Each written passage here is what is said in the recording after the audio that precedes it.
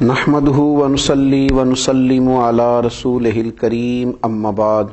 اعوذ بالله من الشيطان الرجيم بسم الله الرحمن الرحيم واذا قيل له اتق الله اخذته العزة بالاسم فحسبه جهنم ولبئس المهاد صدق الله العظيم الصلاة والسلام عليك يا سيدي یا رسول اللہ وعلى آلک واصحابک یا سیدی یا حبیب اللہ۔ حمد و صلاۃ کے بعد انسان کے پاس جو روحانی بیماریاں ہوتی ہیں جو اس کے دل کو مریض بنا دیتی ہیں، باطن کو مردہ کر دیتی ہیں، اور اس کی وہ زندگی جو اللہ تبارک و تعالیٰ کے ساتھ ہوتی ہے اور وہ زندگی جو دین کے ساتھ وابستہ ہوتی ہے، اس زندگی کو کمزور کر دیتی ہے۔ ان بیماریوں میں سے ایک بڑی بیماری ہے حق کو قبول نہ کرنا، حق کی خبر ہو جانا، حق کے بارے میں شعور حاصل ہو جانا، حق کے بارے میں پوری خبر نصیب ہو جانا، پر حق کو قبول نہ کرنا۔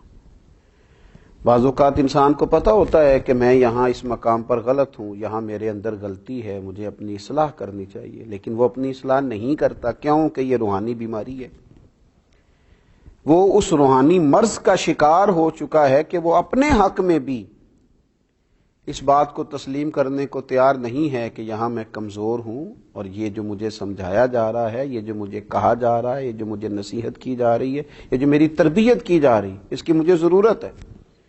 قرآن مجید ارشاد فرماتا ہے وَإِذَا قِيلَ لَهُ اتَّقِ اللَّهَ أَخَذَتْهُ الْعِزَّةُ بِالْإِثْمِ،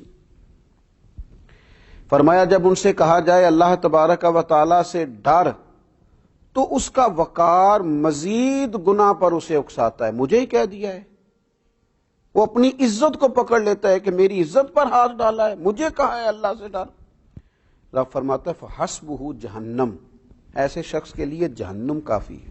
وَلَبِئْسَ الْمِہَادُ، اور وہ بہت برا ٹھکانہ ہے۔ اسے کہا جا رہا ہے اللہ سے ڈر، اور اس کی یہ حالت ہو گئی ہے کہ اس کا وقار اسے، اس کی عزت اسے مزید گناہ پر اکساتی ہے کہ اچھا مجھے کہا ہے تو اب میں اور کروں گا۔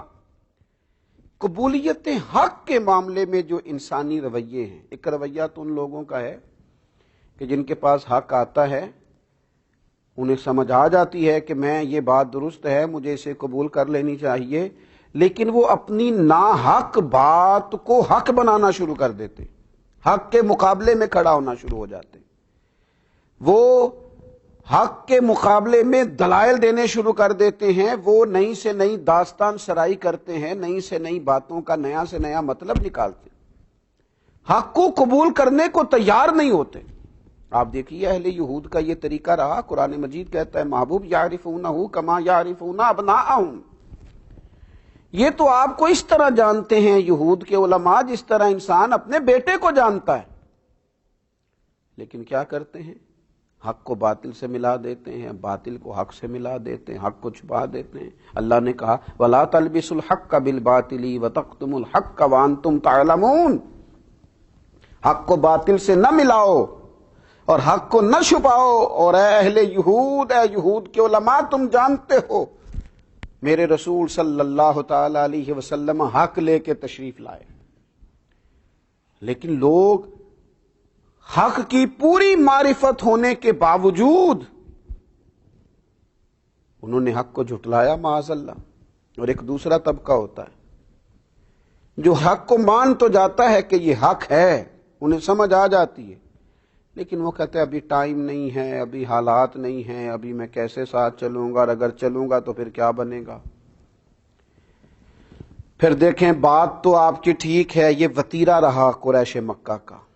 یہ انداز رہا قریش مکہ کا۔ ابو جہل کہتا تھا جو فرماتے ہیں حق فرماتے ہیں، کہتے تھے ابو لہب کا جو کہتے ہیں حق کہتے ہیں، لیکن جب ان سے کہا جاتا تھا جب حق تم پر پہنچ گیا ہے اور حق تم پر واضح ہو گیا ہے پھر تم اسے قبول کیوں نہیں کرتے؟ تو وہ کہتے تھے اگر قبول کر لیں گے تو ہماری چودراہٹ کا کیا بنے گا، اگر ہم انہیں قبول کر لیں گے تو وہ جو سرداریاں ہم نے قائم کر رکھی ہیں، وہ جو جھوٹی انا کے بت ہم نے بنا رکھے ہیں، ان کا کیا بنے گا۔ اپنی اس جھوٹی سرداری کو بچانے کے لیے دوزخ کا ایندھن بن گئے، ساری زندگی کے لیے لعنت کی علامت بن گئے، تاریخ میں مثال بن گئے ان لوگوں کی کہ جن کے پاس حق پوری طرح آیا، اور مقدر سکندر کا دیکھو پیاسے چلے جا رہے ہیں کنارے کنارے، رحمت کا دریا بہ رہا تھا، تشنا رہ گئے، پیاسے رہ گئے۔ اور ایک ان لوگوں کا بھی طریقہ ہے کہ حق ان کے پاس آیا ہے، اور جب آیا ہے تو پھر انہوں نے اپنی سرداریاں، اپنی دولتیں، اپنی قبیلے، اپنی برادریاں کچھ نہیں دیکھا، بلکہ میرے نبی پاک علیہ السلام نے فرمایا میں نے جس کے سامنے دین پیش کیا اس نے دلیل مانگی، یہ میرے ابو بکر صدیق ہیں۔ میں نے ان کے سامنے دین پیش کیا ہے، دلیل ہی نہیں مانگی، فوراً ہی کلمہ پڑھ کے مسلمان ہو گئے۔ جیسے ہی ضمیر کی آنکھیں کھل گئیں کہ حضور سچ فرماتے، فوراً قبول کیا۔ حضرت عثمان غنی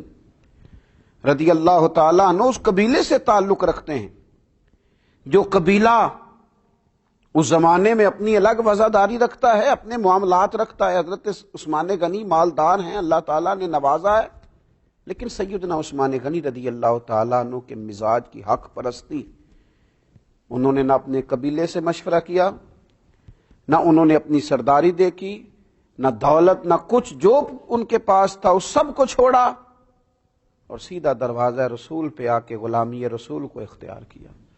حق کو فوراً قبول کیا۔ یہ اہل حق کا وتیرہ ہے کہ جب ان تک حق آئے پھر کوئی خول بھی ان کے پاس ہو وہ اسے کھول دیتے ہیں، نہ برادری کا بت سامنے آتا ہے، نہ دولت کا بت سامنے آتا ہے، نہ علم کا بت سامنے آتا ہے۔ انہوں نے فوراً ساری چیزوں کو چھوڑا اور کلمہ پڑھا اور مسلمان ہو گئے۔ پھر اللہ نے انہیں اعزاز بھی دیا۔ پھر میرے محبوب پاک نے اپنی 2 شہزادیوں کا نکاح یکے بعد دیگرے ان کے ساتھ کیا۔ پھر نور کی سرکار سے پایا دوشالہ نور کا، ہو مبارک تم کو ذوالنورین جوڑا نور کا۔ دیکھیے نا، حضرت عبداللہ ابن سلام رضی اللہ تعالیٰ عنہ یہودیوں کے بڑے عالم ہیں، شاگرد رکھتے ہیں، حلقہ احباب رکھتے ہیں، لیکن جب وہ نبی پاک صلی اللہ تعالیٰ علیہ وسلم کی زیارت کے لیے آتے ہیں، چہرہ نور دیکھتے ہیں، چند کلمات سنتے ہیں، حق ان پر واضح ہو جاتا ہے، تو پھر انہوں نے سارا کچھ چھوڑا ہے اور رسول پاک کا کلمہ پڑھا ہے۔ اپنی زندگی جھوٹی تسلیوں میں نہ گزاریں، حق کو قبول نہ کرنا یہ روحانی مرض ہے۔ حق پرست بنیں، گروہ پرست نہ بنیں۔ اپنی زندگی کے اندر حق جب مل جائے، جب سمجھ آ جائے کہ فلاں چیز ٹھیک ہے، پھر اسے قبول کریں۔ اگر ہم غلطی پہ ہوں، ہمارے اندر کوئی کمزوری بھی ہو، کوئی کوتاہی بھی ہو، تو پھر بھی قبول حق کا رویہ اور قبول حق کا مزاج پیدا کریں۔ حضرت عمر فاروق رضی اللہ تعالیٰ عنہ ایک مسئلہ بیان کرتے ہیں، ایک خاتون اٹھ جاتی ہے، وہ کہتی ہے جناب عمر سے کہ آپ نے یہ مسئلہ اس طرح بیان کیا ہے، قرآن پاک نے تو ہمیں اس طرح کر کے اس کی اجازت دی ہے، تو دیکھیے نا حضرت فاروق کا حوصلہ، دیکھیے نا حق قبول کرنے کا حوصلہ۔ وہ سیدنا فاروق اعظم جن کی زبان پر اللہ نے حق جاری کیا ہے، دیکھیے ہماری تعلیم کے لیے صحابہ کرام کیسے کیسے انمول موتی جاری کرتے ہیں۔ جب اس خاتون نے کہا حضرت عمر سے کہ آپ یہ فرما رہے ہیں، کتاب و سنت تو یہ درس دیتی ہے، تو جناب عمر کا حق قبول کرنے کا حوصلہ، اتنا بڑا آدمی، اتنا بڑا آدمی کہ شیطان جس کو دیکھ کے رستہ بدل جائے، رسول پاک علیہ السلام جس سے پیار کرے، امت جس کا نام لے لے کے جیے، وہ عمر حق قبول کرتے ہیں تو اعلان کس طرح کرتے ہیں؟ فرماتے ہیں لوگوں سنو، ایک عورت نے ٹھیک کہا ہے اور ایک مرد نے خطا کی، اس مسئلے میں یہ خاتون حق پہ ہے، میں اس حق کو قبول کرتا ہوں، اپنی رائے سے رجوع کرتا ہوں۔ اللہ کرے یہ نصیب ہو جائے، اللہ کرے اس کی توفیق حاصل ہو جائے، اللہ کرے یہ چلن ہمارے درمیان عام ہو جائے۔ تو جب حق ملے اسے قبول نہ کرنا یہ روحانی مرض ہے، اور حق ملے تو اسے قبول کر لینا یہ خدا کا فضل ہے، یہ اس کی رحمت ہے۔ اللہ قبولیت حق کا جذبہ نصیب فرمائے۔ وما علینا الا البلاغ۔